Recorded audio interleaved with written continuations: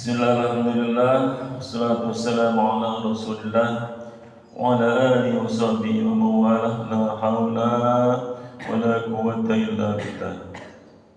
Allahumma jal awwal hadha an-nahari salahan wa wasatahu najahan akhirahu falahan.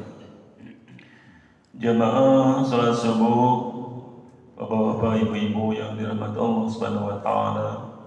Puji syukur panjatkan kehadirat Allah yang telah memberikan limpahan rahmat dan hidayah kepada kita. Allah telah membangunkan kita dengan keadaan sehat walafiat. Allah telah memberikan kepada kita rezeki berupa tenaga, rezeki berupa keimanan kepada Allah Subhanahu wa taala, rezeki berupa semangat kepada pergi ke masjid untuk melaksanakan ibadah salat 5 waktu, ibadah yang mulia. Pada pagi hari ini DKI Masjid Nurul Jannah mengundang kembali kepada para asatidz, baik pengisi kajian suruh atau kajian malam. Alhamdulillah, di pekan pertama bulan Mei, pekan hari ini, pekan pertama diisi oleh Al-Ustaz Mujahid Al-Islami yang membawa kajian tematik. Pada kali ini akan membawakan sebuah tema 5 macam binatang hitam. 5 macam binatang yang fasik. Kita dengarkan sama-sama. Mudah-mudahan mendapatkan ilmu yang bermanfaat, mendapatkan pengetahuan untuk kehidupan kita, beribadah kepada Allah Subhanahu wa taala. Baik Bapak-bapak dan Ibu, kita awali dengan membaca doa. Rabbi zidni ilman warzuqni fahman. Tafadhal mashkuran. Bismillahirrahmanirrahim. Assalamualaikum warahmatullahi wabarakatuh. Alhamdulillahilladzi arsala rasulahu bil huda wa dinil haqq liyudhhirahu 'ala ad-dini kullihi wa kafa billahi syahida. Asyhadu an la ilaha illallah wahdahu la syarika lah wa asyhadu anna Muhammadan abduhu wa rasuluhu la nabiyya ba'da. Allahumma salli wa sallim ala nabiyyina Muhammad wa ala alihi wa sahbihi ajma'in, amma ba'du. Bapak-bapak dan ibu-ibu yang dirahmati oleh Allah Subhanahu wa taala, alhamdulillah pagi hari ini kita mengawali kehidupan kita dengan beribadah, bermunajat kepada Allah Subhanahu wa taala, dan dilanjutkan dengan mendengarkan tausiah sampai waktu syuruk tiba. Mudah-mudahan duduk dan hadirnya kita di tempat yang mulia ini senantiasa menjadi pemberat timbangan amal baik kita nanti yaumul qiyamah. Amin ya rabbal alamin. Salawat dan salam senantiasa tercurah kepada Nabi Allah Muhammad sallallahu alaihi wasallam, kepada keluarga, para sahabat dan para pengikut beliau sampai akhir zaman nanti. Sebelumnya kami mengucapkan taqabbalallahu minna wa minkum. Semoga Allah menerima amalan-amalan kita selama bulan Ramadan. Minal aidina wal faizin. Semoga kita termasuk dari orang-orang yang kembali kepada fitrahnya. Wal faizin, dan semoga kita termasuk orang-orang yang menang dalam melawan hawa nafsu kita. Kullu am wa antum bi khair. Dan mudah-mudahan di tahun-tahun yang akan datang Allah masih mempertemukan kita dalam keadaan sehat dan baik. Bapak-bapak dan ibu-ibu yang dirahmati Allah Subhanahu wa taala, tema kita pagi hari ini adalah khamsun fawasik, ya. Jadi tema kita adalah khamsun fawasik, 5 macam binatang yang fasik. Fasik kalau untuk binatang itu kategorinya adalah binatang yang berbahaya dan merusak. Itu binatang yang fasik. Jadi binatang yang fasik adalah berbahaya dan merusak. Tapi kalau untuk manusia yang fasik, fasik itu artinya tahu hukum tapi melanggar. Itu fasik, manusia yang fasik. Tahu judi haram, tetap aja main judi. Ya. Tahu judi haram, tetap aja taruhan bola. Ya. Tahu judi haram, tetap aja main slot. Ya. Sekarang kan ada istilah investasi, tapi sebenarnya judi itu, Pak. Ya, jadi kadang sepertinya investasi, tapi di situ ada sistem judi, slot namanya.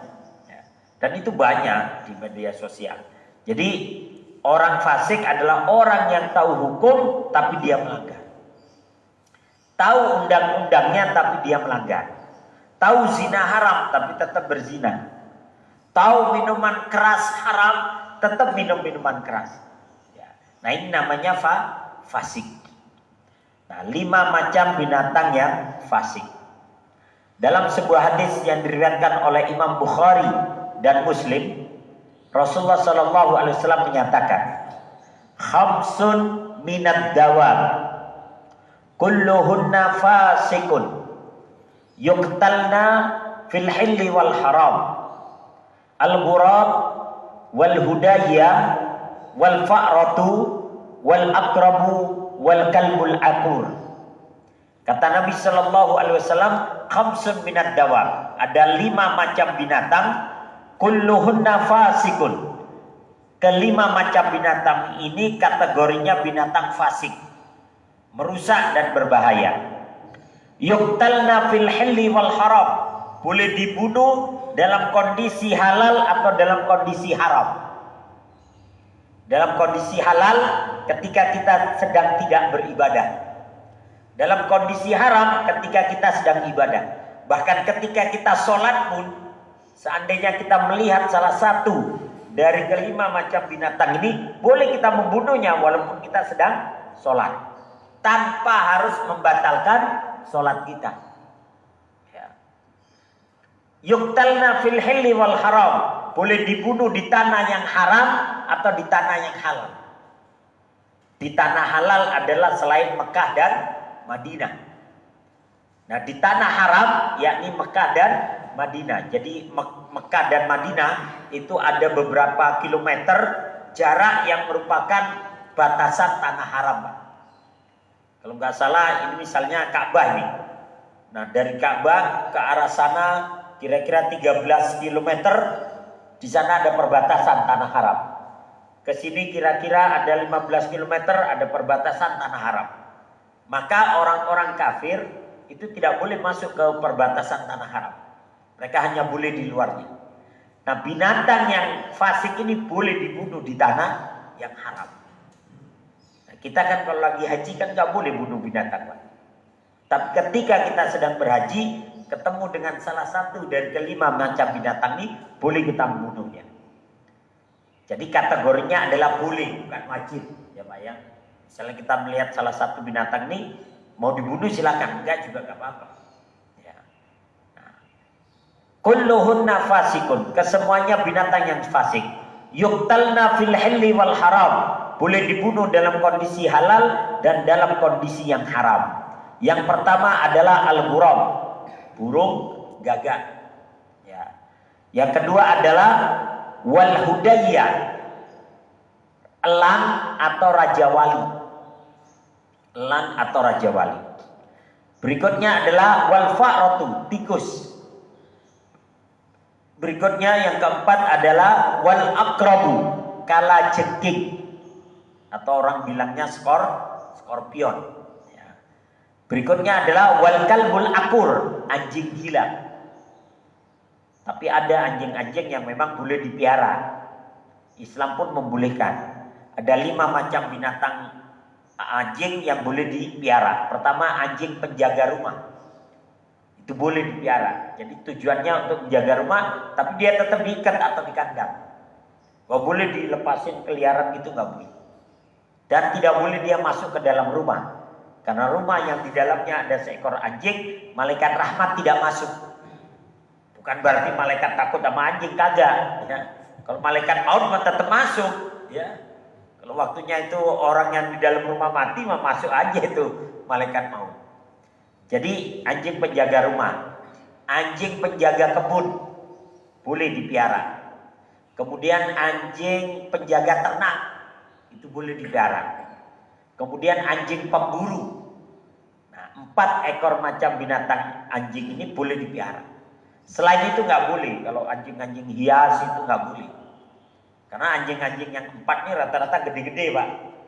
Gede dan bisa diajari, bisa disekolahin kalau bahasa kita. Dia tahu mana musuh, mana bukan. Dia tahu mana maling, mana bukan. Ya. Nah ini. Jadi dan anjing gila.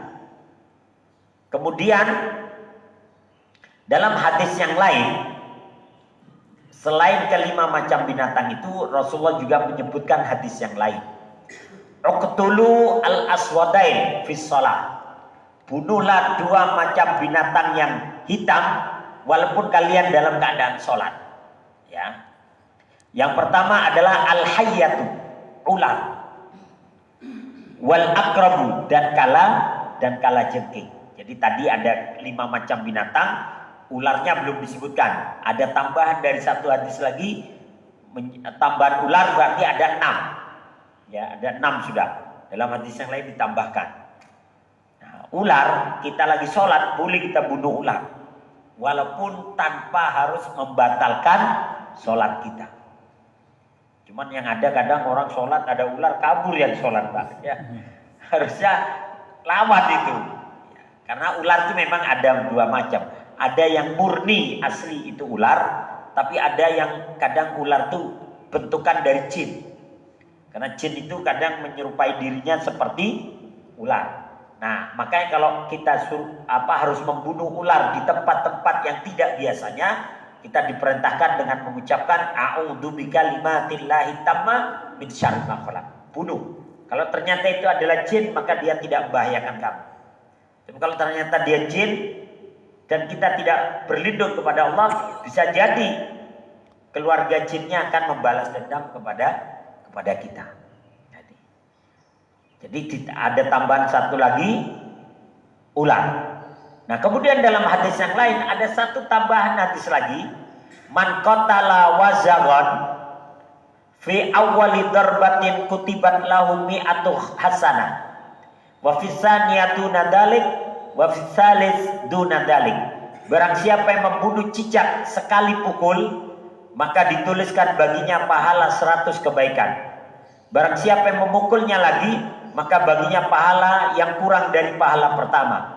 Barang siapa yang memukulnya lagi, maka baginya pahala yang lebih kurang dari yang kedua.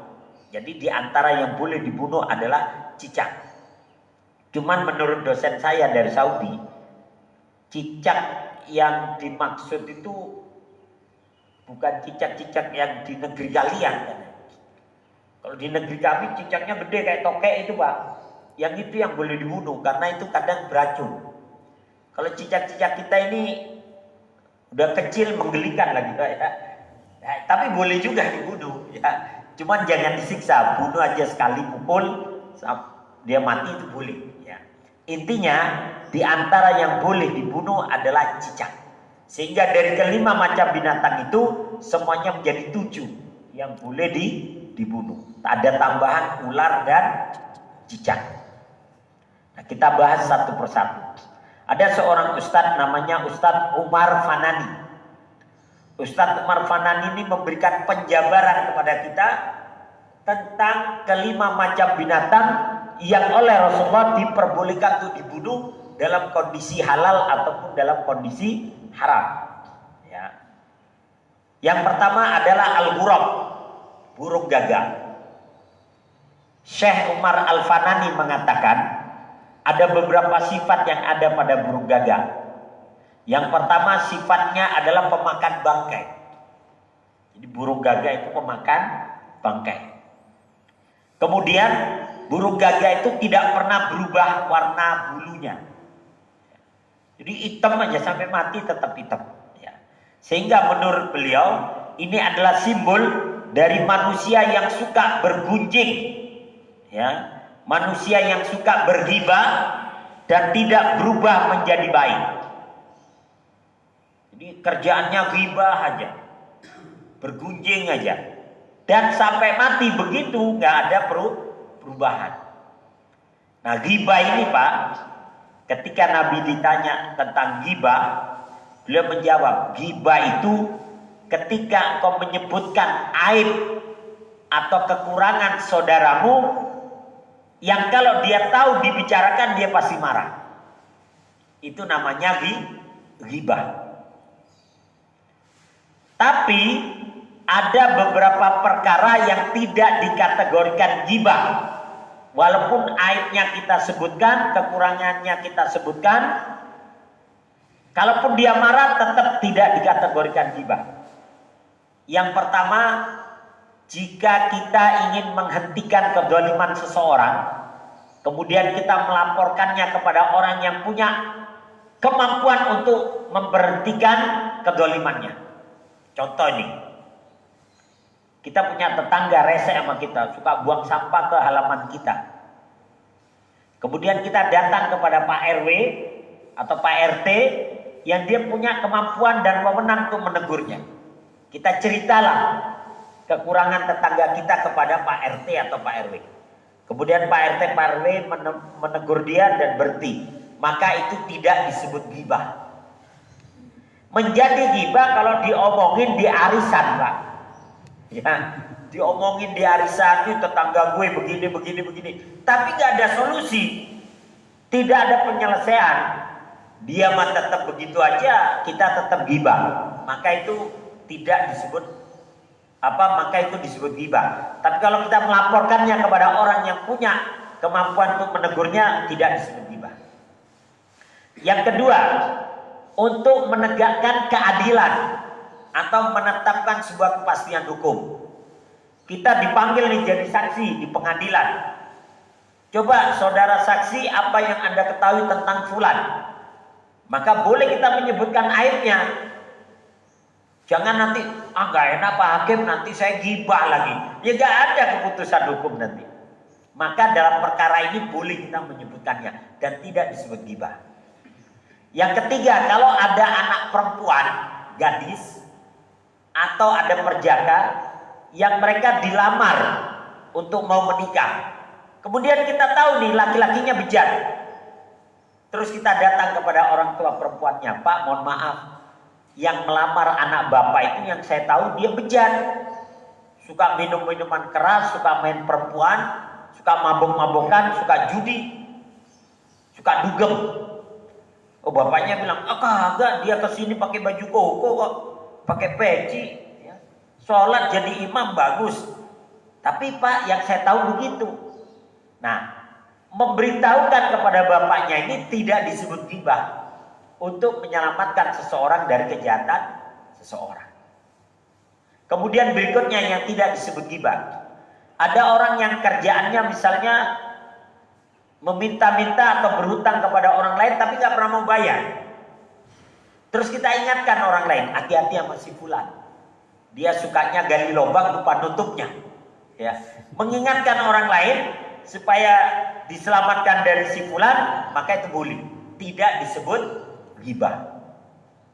Kemudian berikutnya yang tidak disebut ghibah, walaupun kita menyebutkan aibnya, untuk mengetahui ciri-ciri seseorang. Misalnya ada tamu ini datang, Pak, rumah Pak Ahmad di sebelah mana? Terus kita bilang, waduh di sini ada 10 namanya Pak Ahmad Pak. Yang mana kira-kira orangnya? Pak Ahmad yang matanya picek, ya boleh kita sebutkan, ya boleh. Walaupun kalau dia tahu pasti marah, ngapain lu sebut gua picek ya? Emang picek gitu ya?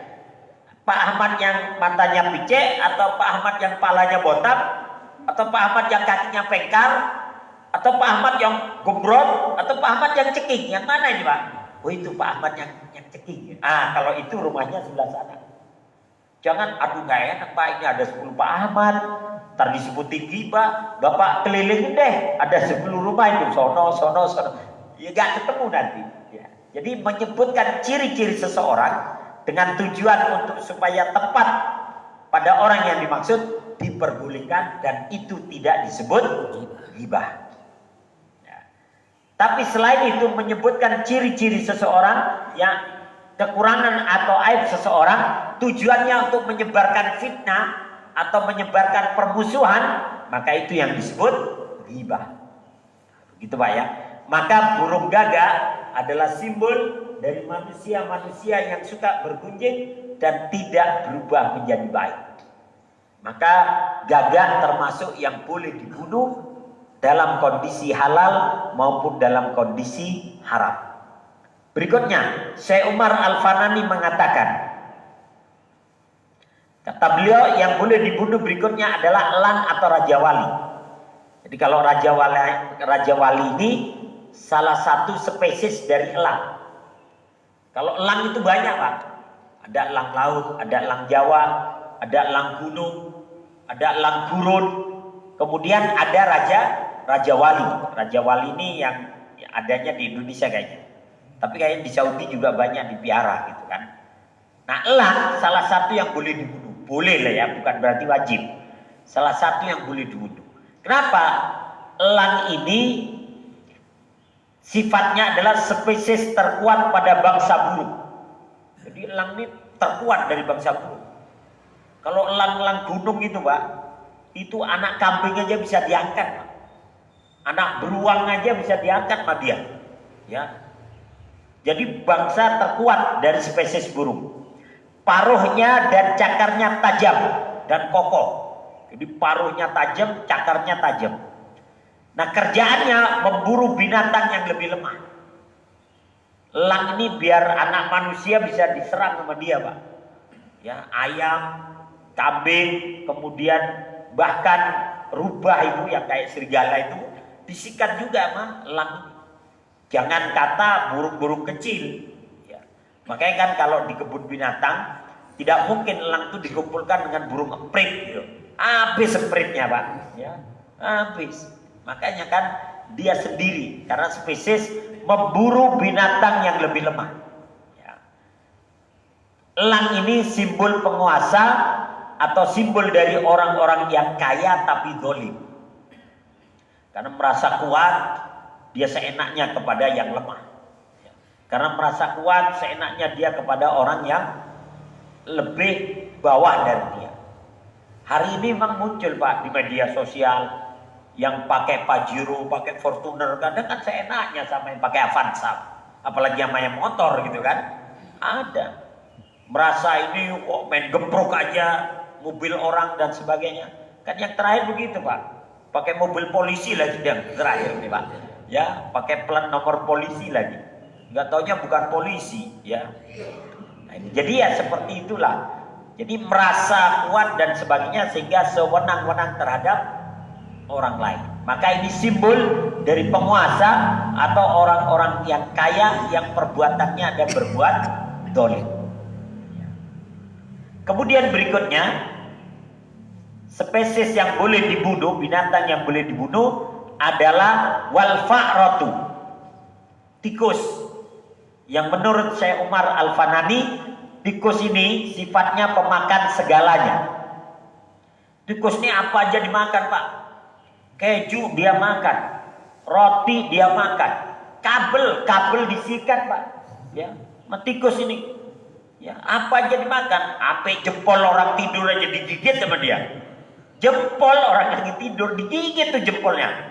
Kata tikusnya habis bau terasi. Ya, digigit. Nah, ini simbol dari manusia-manusia serakah yang tidak mengenal halal dan haram.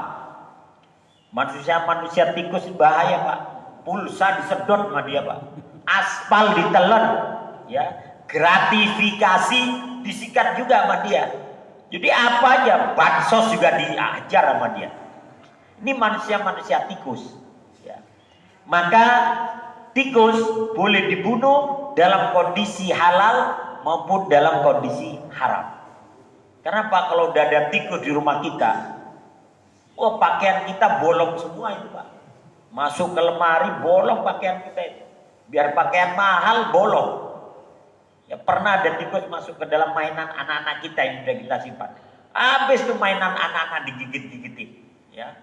Ada Superman hilang itu Pak, kepalanya Superman Pak, mainan Superman tuh. Batman hilang tangannya, digigitin.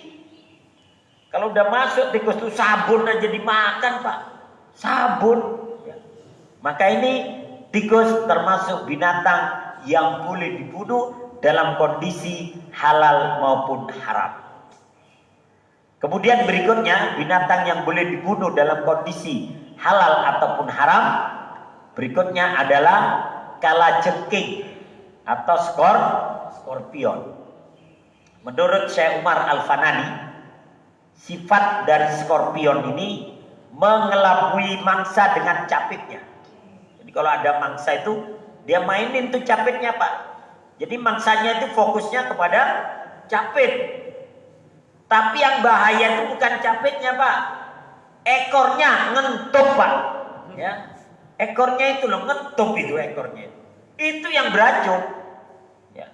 Kalau kita lihat di YouTube tuh kalajengking, ada tikus ya gede gitu mau gigit nih, dimain-mainin capitnya sehingga tikusnya fokus sama ininya, capitnya. Begitu dia mendekat, di ini pakai ekornya Pak, mati itu seketika Pak, mati langsung seketika begitu. Ya. Nah, maka mengelabui mangsa dengan capitnya, ya, menyembunyikan ekor yang berbahaya. Jadi dia tampakkan capitnya, yang lebih berbahaya adalah ekornya. Nah ini penampilannya menarik karena kalajengking itu warnanya macam-macam Pak. Ada coklat, ada merah, ada hitam mengkilat, ada yang totol-totol, ada yang garis-garis, macam-macam. Ya. Dan racun yang paling berbahaya dari semua racun itu adalah racunnya kalajengking. Bahaya sekali kena singa aja mati Pak. Singa ditutup kalajengking mati. Ya. Nah, ini ada itu di YouTube tuh. Singa kena itu mati. Tiba-tiba oleng aja tuh singa. Ya. Nah ini simbol dari orang-orang munafik.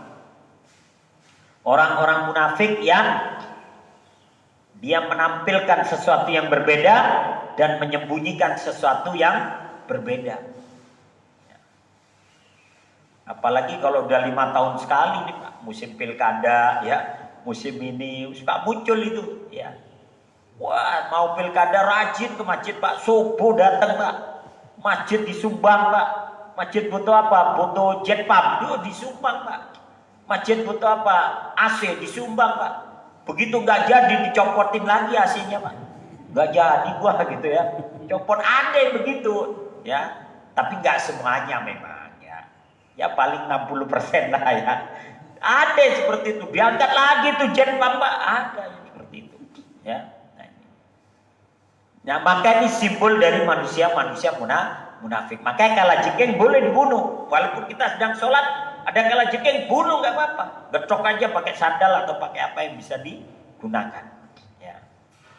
Kemudian berikutnya yang boleh dibunuh adalah anjing gila. Tapi kalau anjingnya nggak gila jangan Pak ya. Kalau anjing-anjing waras ya bisa dilatih jangan. Anjing gila ini ya yang memang ya kadang nggak terkontrol ya, namanya anjing gila ya. Nggak bisa diajari juga. Sifat anjing gila ini menularkan penyakit gilanya. Kalau dia menggigit siapapun, dia akan tertular penyakitnya rabies. Ya. Akan terkena rabies. Dan kemudian menularkan kegilaannya itu. Jika gilanya kabur, memangsa siapa saja. Anjing gila ini kalau udah gilanya kabur, dia nggak peduli dia tuannya, dia istri tuannya, dia anak tuannya nggak peduli, gigit sama dia. Ya. Kalau anjing yang waras kan tahu Pak, mana ini tuannya, mana keluarga tuannya, mana anak tuannya tahu dia. Tapi kalau yang gila ini kagak peduli Pak. Ya, asal dia kumat aja menggigit. Makanya anjing gila boleh dibunuh. Ya. Nah ini simbol dari manusia-manusia bejat yang menularkan kebejatannya. Jadi ada tipe manusia bejat gak mau sendirian Pak, maunya bejat berjamaah. Ada yang begitu. Ya, jadi dia ajalah orang lain untuk ikut bejat. Menularkan sifat buruknya kepada orang lain. Ya, na'udzubillahi min min dzalik. Saya pernah baca sebuah berita itu di daerah Bogor tuh. Ada seorang siswa SMA. Tiba-tiba dia punya HP yang mahal, dia punya ini yang mahal dan sebagainya, barang-barang yang branded yang mahal. Bapak ibunya heran, lu kenapa punya barang-barang bagus nih? Gak taunya itu anak dijual sama bibinya, Pak. Ya. Jadi bibinya jual diri. Ponakannya diajak juga. Ini kan model anjing gila, Pak. Ya. Orang kan biasanya begini, gue bejat sendirian aja lah. Ponakannya diajak. Dijual ke ponakannya Pak 20 juta, Pak. Ya. Kepada Hidung Belang. Alasannya masih perawan nih kan. Dijual 20 juta. Ya. Jadi ini model-model orang yang tipenya anjing gila. Gak mau gila sendirian. Dia ajaklah orang lain. Ya, naudzubillahi min dzalik. Dia dapat duitnya, ponakannya dapat duitnya juga. Ya. Nah ini naudzubillahi min dzalik. Nah, yang berikutnya yang boleh dibunuh adalah ular. Syekh Umar Al-Fanani mengatakan ular termasuk binatang yang boleh dibunuh dalam kondisi halal ataupun haram. Di antara sifat ular adalah penampilannya menarik tapi berbisa dan berbahaya. Coba ular itu kadang kan kulitnya bagus, Pak ya. Macam-macam warna kulitnya dan sebagainya. Apalagi yang king cobra itu kadang kulitnya bagus banget. Ya. Jadi ada cobra, ada king cobra, Pak. Kalau cobra itu dia nggak terlalu ini, tapi kalau king cobra dia bisa nyembur itu, Pak. Itu king cobra. Tapi kalau yang cobra biasa gigit baru racunnya masuk. Tapi kalau yang king cobra dari jauh bisa nyemburin racun, Pak. Tikus saja mati, Pak, kena semburannya itu bus gitu, langsung begitu. Itu king cobra. Kalau yang king cobra nggak boleh dekat-dekat tidak. Dia jarak 1 meter, 2 meteran bisa nyembur. Dan racunnya itu yang bahaya. Ya. Nah ini. Kemudian ular itu melilit dan meremukkan tulang belulang korbannya. Jadi ular itu kalau udah ada mangsa, dia akan lilit tuh. Dia lilit terus. Dia putar terus ya sampai meremukkan tulang belulang musuhnya, baru kemudian ditelan bulat-bulat, Pak. Kan nggak ada ular makan dikit-dikit tuh, nggak ada, Pak ya. Dikit dulu, ntar besok lanjutin, nggak ada. Sekalian tuh, Pak, biar kambing sekalian, Pak, ditelan, Pak. Ya, itu ular. Setelah itu dia kuat, nggak makan 3 bulan, nggak makan 4 bulan, asal yang dimakan kambing. Ya, nah ini. Tapi kalau yang dimakan tikus masih seminggu doang kali. Jadi ular menelan mangsanya. Ini simbol dari manusia-manusia rentenir. Ya, datang dengan penampilan menarik, dengan bahasa halus. Anda butuh bantuan, kami bantu, begitu. Begitu sudah terlilit, remuk, ditelan, ya, lemarinya diambil, motornya diambil, mobilnya diambil, lama-kelamaan rumahnya diambil. Sampai ada, saya pernah baca berita, Pak, ada seseorang yang kredit motor lah, nggak bayar, Pak, nggak bayar. Suaminya itu yang nggak bayar kabur, motornya dibawa kemana gitu. Istrinya dibawa, Pak, Malisik, Pak. Istrinya dibawa ke kantor Malisik. Ibu di kantor aja biar suami ibu datang. Ditahan di kantor. Ya nggak mau datang lah akhirnya suaminya dengan bawa motornya.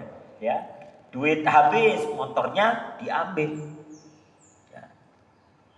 Nah ini jadi hati-hati ya terhadap manusia-manusia yang seperti ini.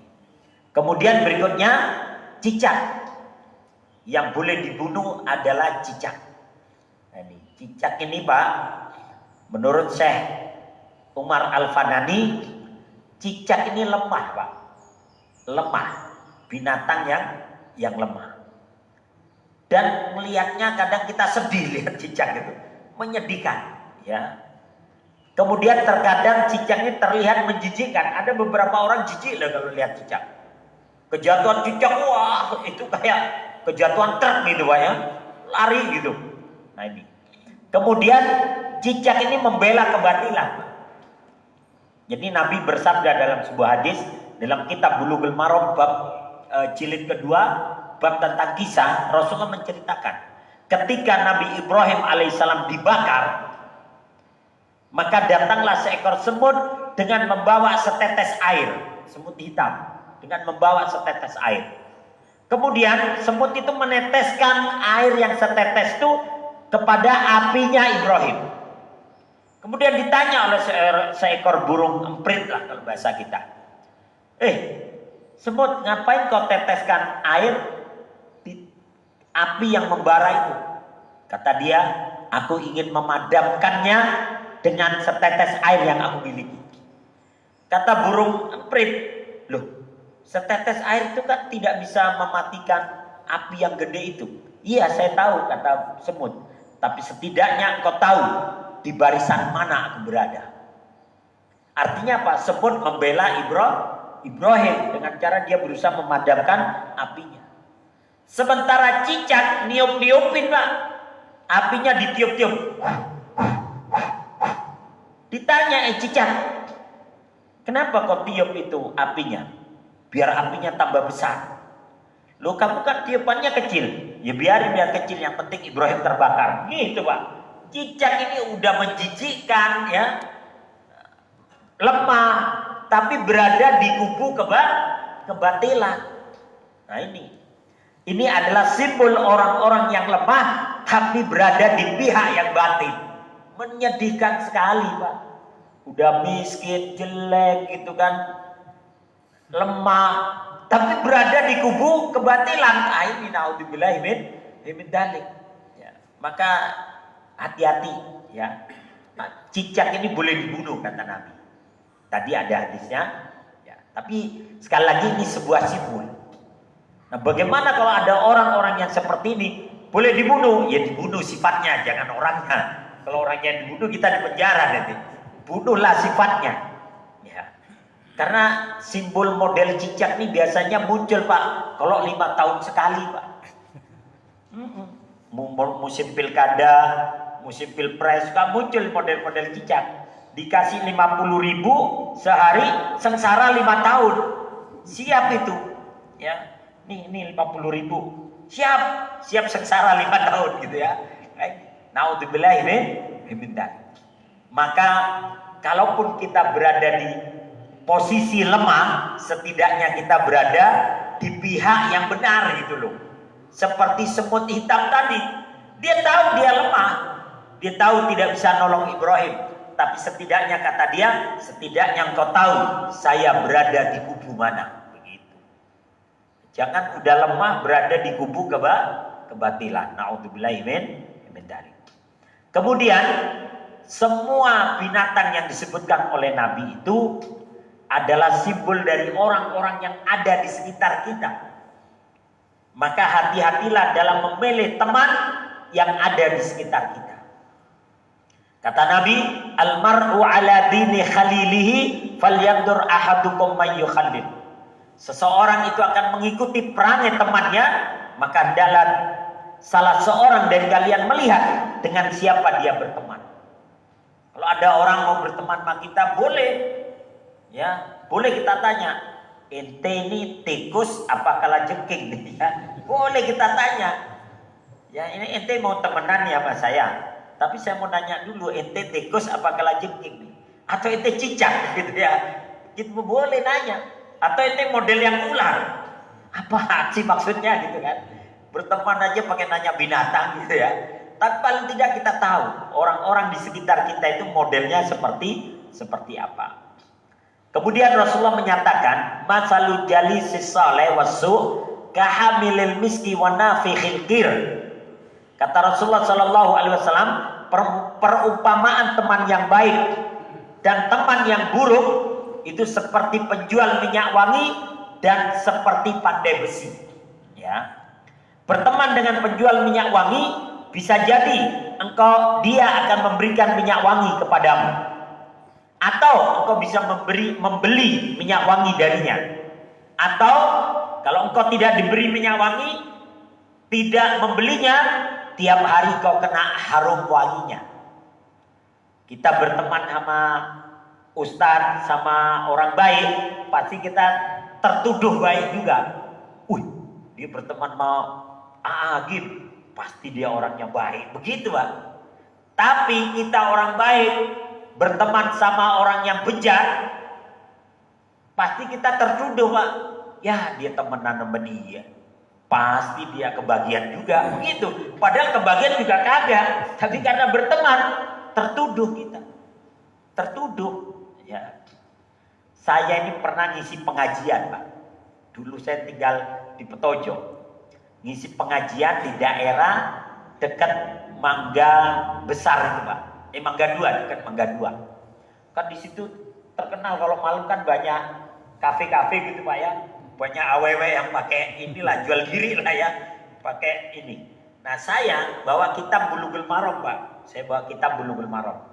Nah karena saya masih naik angkot waktu itu, habis ngajar kopiah saya masukkan dalam kitab. Saya pegang begini sambil nungguin angkot. Datang Pak perempuan, pakaiannya pakai baju adiknya yang masih TK itu Pak ya. Dia datang tuh. Pokoknya nawarkan diri lah. Saya bilang enggak Pak, saya mau pulang gitu kan. Tiba-tiba datang angkot nih kan. Terus saya duduk di depan. Nah, kan saya sempat ngobrol itu, walaupun dia nawarkan diri saya sempat ngobrol. Angkot berhenti, saya masih ngobrol sedikit. Terus saya naik. Jamaah di belakang saya itu Pak, di angkot tuh, dia dibawa belakang. Dia bilang, Pak Ustadz nawar awewe, gituin saya Pak. Baru berdiri sebentar, tertuduh kita Pak. Ya. Ini bagaimana saya berteman sama dia gitu kan. Baru saya ketemu berdiri sebentar, dia nawarkan gitu, udah Bang 300 aja deh Bang, gitu ya. Kita enggak, saya mau pulang gitu. Angkot berhenti, ada jamaah di situ. Langsung diginiin kita, Pak Ustadz nawar awewe, gituin kita.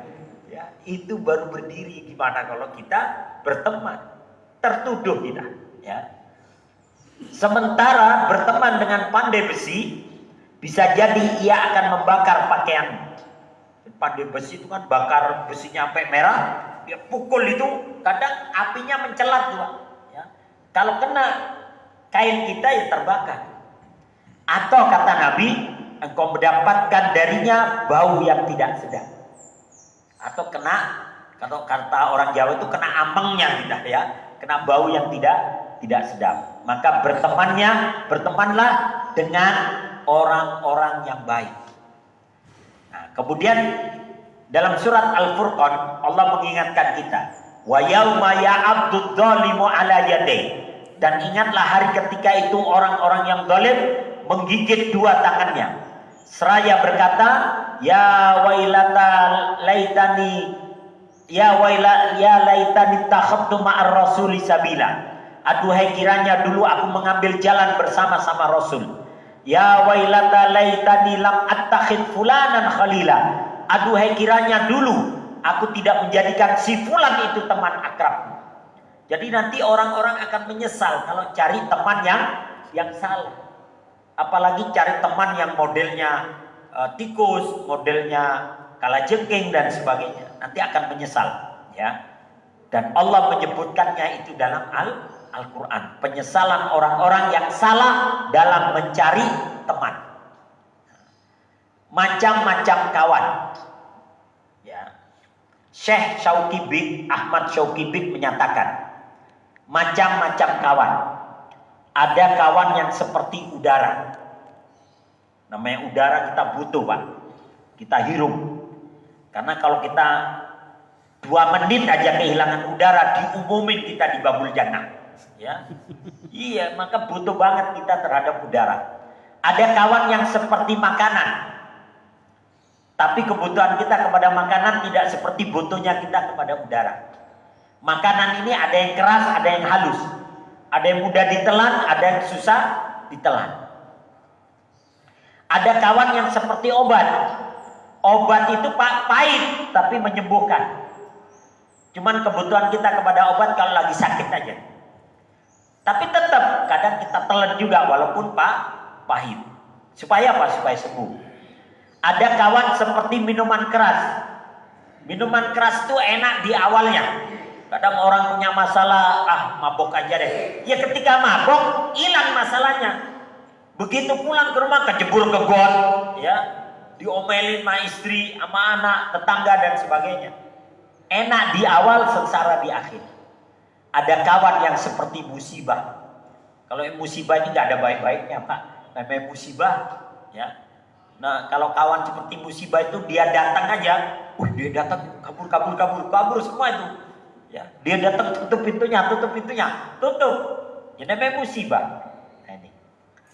Kawan yang seperti udara adalah kawan yang agamanya bisa diharapkan. Agamanya bagus. Dunianya bisa diharapkan. Dia punya kekayaan, dia punya harta, dan dia suka berbagi kepada orang lain. Akhlaknya juga bagus. Udah agamanya bagus, kaya raya, gak pernah nyakitin orang. Ini kawan yang seperti udara. Kalau Bapak punya teman seperti itu, jaga terus. Jangan sampai dikhianati. Anda mengkhianatinya, bunuh diri namanya. Karena kalau kita kehilangan udara, matilah kita. Ya. Kemudian ada kawan yang seperti makanan.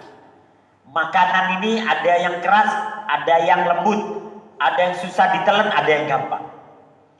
Nah, kawan yang seperti makanan adalah kawan agamanya bagus. Oh, pinter agamanya. Dunianya juga bagus. Hartanya banyak, dia juga suka berbagi. Cuman kadang kita diuji sama akhlaknya. Tempo-tempo dia lembut ngomong sama kita. Tempo-tempo kasar.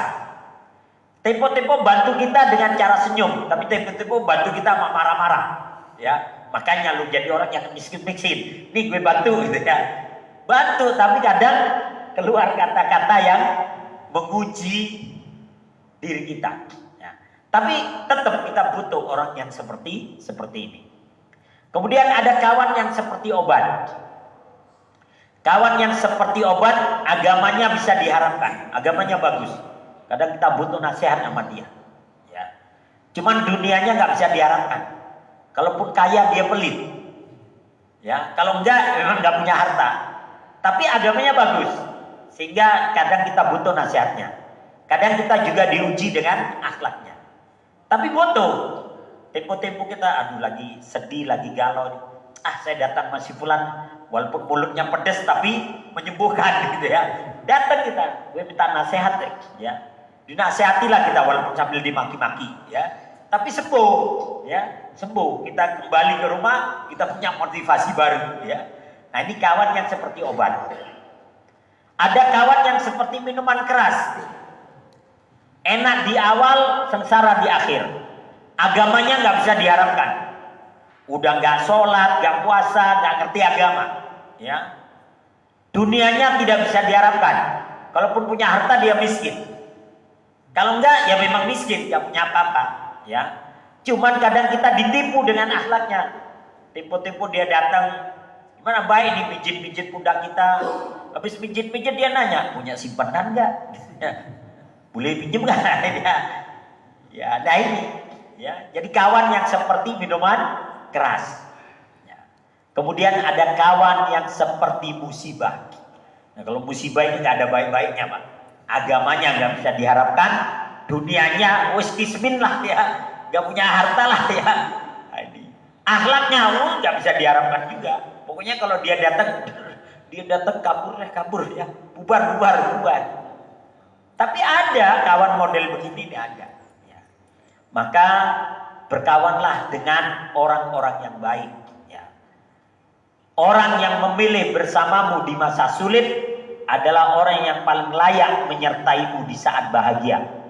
Dan orang yang memperlakukanmu seperti dirinya sendiri adalah orang yang paling berhak untuk kau genggam tangannya di setiap waktu. Merekalah al-aufiyah, sahabat-sahabat setia di antara anugerah Allah yang paling berharga setelah keimanan. Jadi Pak, kalau kita punya al-aufiyah, sahabat-sahabat setia, jaga dia. Jangan pernah dikhianati, jangan pernah kau tipu dia. Mengkhianati dan menipu dia sama dengan kita melepaskan orang yang terbaik di antara kita. Karena al-aufiyah ini nanti akan mencari kita di akhirat. Sahabat-sahabat yang soleh ketika mereka masuk surga dan tidak melihat sahabatnya bertanya kepada Allah, ya Allah, di mana sahabat saya? Kalau ternyata dia di neraka, Allah akan sebutkan sahabatmu ada di neraka karena dia punya kesalahan. Maka sahabatnya akan bertanya, ya Allah, dengan keagunganmu, bisa nggak dia diangkat karena persahabatan kami? Diangkat, Pak. Diangkat itu nanti oleh Allah, dimasukkan ke surga karena permintaan sahabatnya. Tapi kalau sahabat yang bejat, Pak, dia di neraka, nyariin temennya juga. Ya Allah, mana dulu yang bajingan sama saya itu ya Allah? Oh, dia ada di surga, bisa nggak suruh mampirin di sini? Oh enggak, dia di nerakanya yang paling atas, bisa nggak nerakanya dibawain lagi biar sama saya? Begitu. Jadi dia akan mencari itu. Maka bertemanlah dengan orang-orang yang soleh. Sekali lagi, inilah 5 macam binatang yang mungkin ada dalam karakter-karakter manusia. Maka berhati-hatilah berteman dengan mereka. Baik, sampai di situ Ustaz. Kalau ada pertanyaan, monggo dipersilahkan. Dari sekian macam contoh, ada Tikus. misalkan ada itu. Sehingga kadang-kadang pengen membakar. Oh, tak pada. Paling sadis, katakan membunuh yang cara membakar dilarang. Apa hikmahnya, Ustaz? Oh ya, jadi begini, kita boleh gedek sama tikus, Pak. Tapi jangan kita membunuh tikus dengan cara membakarnya hidup-hidup. Ya, dilarang. Ya. Kenapa? Nabi mengatakan dalam hadisnya, jangan engkau membunuh binatang dengan cara dibakar. Karena yang berhak membakar itu hanya Allah. Ya, yang berhak membakar hanya Allah. Kita manusia jangan. Ternyata ada hikmahnya, Pak. Saya pernah ini di kampung lihat tetangga nangkep tikus, Pak. Diikatlah tikus itu pakai tali rafia. Diikat ini. Terus dikasih bensin dibakar, Pak. Tikusnya lari masuk ke rumahnya, Pak. Kebakar itu kasurnya, Pak. Iya lagi kan. Diikat pakai tali rafia. Ya. Disiram pakai bensin. Dibakar. Iya, talinya kan lepas. Lari tikusnya sambil terbakar. Ke kasur, kebakar kasurnya. Jadi hikmahnya di situ. Bahaya membakar binatang, ya. Karena kalau dia dibakar hidup-hidup terlepas bahaya. Nah, tapi memang Nabi hanya mengatakan jangan engkau membunuh binatang dengan cara dibakar, karena membakar itu adalah hak Allah, bukan hak kita. Ya. Kecuali udah mati terus dibakar itu beda lagi. Tapi kalau masih hidup nggak boleh. Bahkan membunuh semut itu dengan cara dibakar nggak boleh juga. Kalau mau dengan cara lain. Terus ada yang nanya, Pak Ustadz, gimana bunuh nyamuk pakai raket nyamuk? Ya. Kan kadang suka kertas-kertas ya. Sebagian ulama membolehkan membunuh nyamuk dengan raket nyamuk. Kenapa? Karena hakikat awalnya bukan api. Kan raket itu hakikatnya bukan api. Walaupun ketika nyamuknya nempel, plus minusnya itu kemudian menimbulkan api. Ya. Tapi memang kalau nyamuknya banyak, kertas-kertas gitu, nyamuk ngerti loh, Pak. Habis kertas-kertas hilang semua itu langsung, Pak. Dia tahu itu baunya apa, raket nyamuk itu. Ya, tahu. Tapi kalau bisa ada heat atau apa yang dicolokin kemudian dia menyebar aromanya, itu lebih baik lah. Karena ya walaupun raket nyamuk itu hakikatnya bukan api, ya tapi memang ujung-ujungnya ya bau sate juga, Pak ya. Bakar gitu. Wallahu a'lam bishawab. Begitu Ustaz ya. Baik, ada yang lain? Kalau tidak ada, mari kita tutup dengan hamdalah dan doa kafaratul majlis. Alhamdulillahirabbil alamin. Subhanakallahumma wa bihamdika asyhadu an la ilaha illa anta astaghfiruka wa atubu ilaik. Assalamualaikum warahmatullahi wabarakatuh. Oh iya, lupa ada MC-nya. Alhamdulillah, syukurillah. Pada pagi hari ini kita setelah ibadah yang 5 waktu mendapatkan siraman rohani berupa ilmu, mengenal khamsul khawasik atau mengenal binatang-binatang yang berbahaya yang sehingga bisa disimpulkan dengan kehidupan seorang yang memisahkan kepada kita. Terima kasih Ustaz atas ilmunya, pencerahannya yang dibagikan, sampaikan kepada kami. Mudah-mudahan ilmu itu bermanfaat baik Ustaz sendiri atau kami semuanya. Karena sudah ditutup dengan doa kepada majlis, saya menyampaikan terima kasih sesudah sholat suruh ada hidangan yang disediakan oleh DKM. Silakan untuk dinikmati. Terima kasih. Wassalamualaikum warahmatullahi wabarakatuh.